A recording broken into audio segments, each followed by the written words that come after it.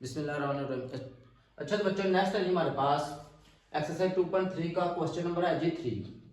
इसमें वो क्या कर रहा है, देखिए question number 3, if log 3.177 equal है जी ये।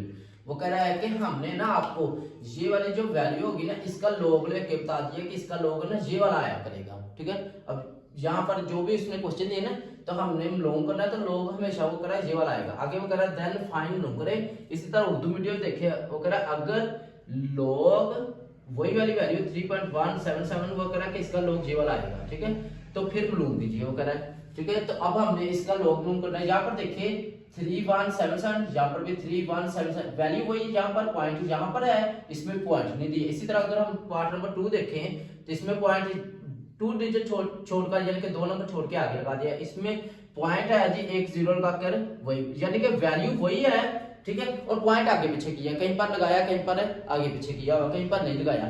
तो अब हमने इनका क्या करना है, log लेना है, देखना है कि वो क्या सही आता है। आप लोगों को आसान मेथड से करवाऊंगा, बिल्कुल इसी मेथड से। ठीक है, तो यहाँ पर देखिए उसने लिखा है ना log 3177। आप लोगों ने कैलकुलेटर ले लेना अपना। ठीक है, कैलकुलेटर के ऊपर क्या करना है, सबसे पहले log ये वाला बटन log वाला दबाए, फिर आपने ये वाली वैल्यू लिख दी 3177। तो हमारे पास इक्वल करेंगे तो आंसर आया जी हमारा जी वाला log ये वाली वैल्यू नीचे लिख लो log 3177, यानी कि ये वाली वैल्यू मैंने नीचे लिख ली।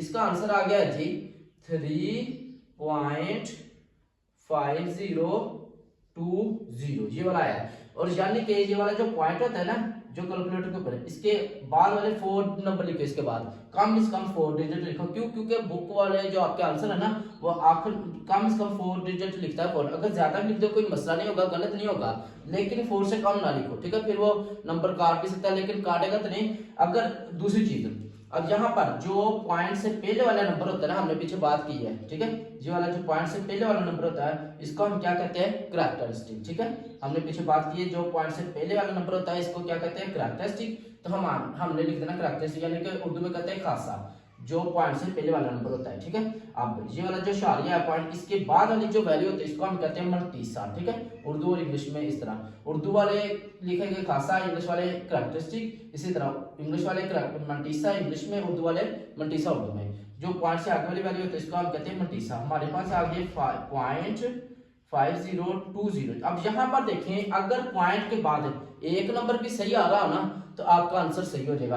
अगर यहाँ पर आखिरी 1 या 2 डिजिट में कम हो या ज्यादा हो जाए ना, फर्क आ रहा हो, आपने लिया और आंसर में देखा है, जैसे कि यहाँ पर देखिए उसने आंसर दिया 5019, हमारा आ रहा है जी 5020, यानी कि उधर 19 है, हमारा 20। अगर याद रखें पॉइंट के बाद एक भी नंबर सही आ रहा है ना, पहले वाला खासकर पहले वाला नंबर आ रहा हो ना सही, पहला ही नंबर, तो आपका आंसर सही होगा। ठीक है, इसमें कोई फर्क नहीं है, क्योंकि कैलकुलेटर पर थोड़ी बहुत ही आगे आ जाती है रीडिंग। ठीक है, अब ये वाला काम हो गया, क्वेश्चन सोल्व हो गया। अब इसी तरह पार्ट नंबर 2 में चले जाए। आप लोगों ने क्या करना है, log ये वाला जो वैल्यू है 31.77, इसी को ना इसी तरह कैलकुलेटर के ऊपर लिख लेना है। कैलकुलेटर के ऊपर जहां पर देखिए log, फिर ये वाली वैल्यू लिख लो, जैसे है 31.7777, तो इक्वल करें तो आपके पास आंसर आ रहा है जी मेरे पास 1.5020, यानी कि ऑलमोस्ट अगर पॉइंट ये वाला जो शारिया पॉइंट इसके आगे वाला देखें तो वही वाला आंसर आ रहा है जो उसने हमें बताया वो बुक के ऊपर। तो हमने क्या करना है, जो पॉइंट से पहले वाला नंबर होता है ना, डिजिट होता है पहले वाला नंबर, ठीक है, इसको हम कहते हैं खासा यानी कि कैरेक्टरिस्टिक। तो ये है जी 1 हमारे पास। ठीक है, इसी तरह जो पॉइंट के आगे वाली टर्म होती है, रकम होती है, इसको हम कहते हैं कि ये वाला हमारे पास है मल्टीसा है जी, वो है जी हमारे पास 0.5020। ये देखिए ये वाला जो मल्टीसा ऑलमोस्ट वही नहीं आ रहा जो उसने हमें बताया हुआ बुक में। ठीक है, इसी तरह आगे पार्ट नंबर 3, इसमें देखिए उसने वैल्यू दी है, आपने इस वैल्यू के नीचे लिख लेना है।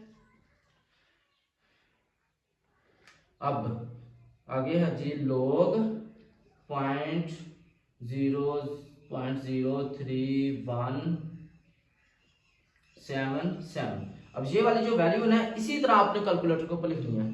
सबसे पहले log ये वाला बटन, फिर 0.03177, तो हमारे पास आंसर आ रहा है जी, अब मेरे पास -1.5020। 979। अब ये वाला जो आंसर आ रहा है मेरे पास, अब इसमें थोड़ा सा फर्क आ रहा है, क्यों? क्योंकि यहाँ पर उसने वैल्यू के आगे ना एक जीरो लिख दिया, इस वजह से ना थोड़ा सा फर्क आ रहा है। अब इसलिए अब जो पॉइंट से पहले वाला नंबर होगा ना, ये वाला जो पॉइंट से पहला नंबर, इसको हम कहते हैं करैक्टरिस्टिक यानी कि खासा है हमारे पास, तो इसको लिख देना है -1 इधर। और जो पॉइंट के आगे वाली टर्म होती है, रकम होती है, इसको हम क्या कहते हैं जी? ये हमारे पास मंडीसा आता है, तो है जी 0.4979। ये हमारा आंसर आ चुका है। आप लोगों ने इजी मेथड से कर लेना है, ठीक है? इस तरह लिख के सबसे पहले क्या करना है, ये वाली वैल्यू, फिर इसके नीचे करैक्टरिस्टिक मंडीसा लिख लिया करें, और आंखों के लोग लेके जो पहला नंबर होगा पॉइंट से उसको कहते हैं करैक्टरिस्टिक, और जो आखिरी वैल्यू होती है उसको हम क्या कहते हैं? मंडीसा।